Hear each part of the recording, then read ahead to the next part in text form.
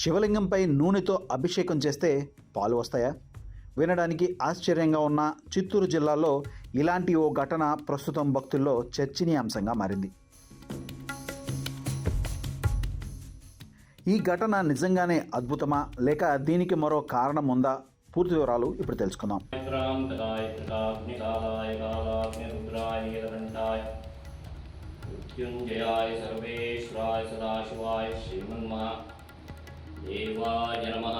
చిత్తూరు జిల్లా ఐరాల మండలం చిన్న వెంకటాపల్లి సమీపంలోని ఓ శివాలయంలో ఈ విశేషం చోటు చేసుకుందని స్థానికంగా ప్రచారం జరుగుతుంది.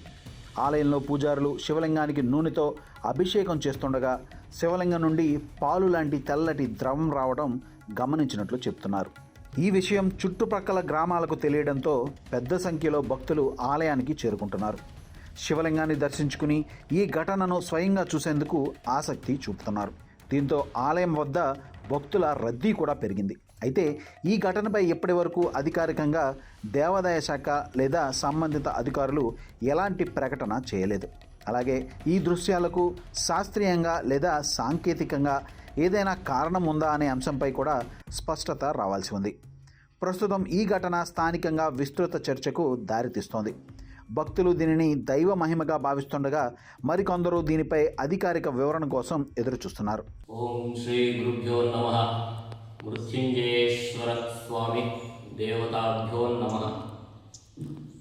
చిన్న వెంకటపల్లి గ్రామం, Kanipakam to Irala main road. ఇక్కడ మృత్యుంజయేశ్వర స్వామి ఆలయం ప్రాణ ప్రతిష్టాపన జరిగింది. పూర్వంలో ఇక్కడ సంజీవరాయ వీరాంజనేయ స్వామి అనే దాదాపు 800 సంవత్సరాల పాత దేవాలయం ఉంది. ఈ దేవాలయం ప్రాంగణంలోనే ఈ మృత్యుంజయేశ్వర స్వామి ప్రతిష్టాపన చేశారు. ఇక్కడ ఈరోజు విశేషమేమనగా కొన్ని ఏండ్ల సంవత్సరాల తర్వాత ఒక్కసారిగా వచ్చే ఆరుద్ర నక్షత్రం.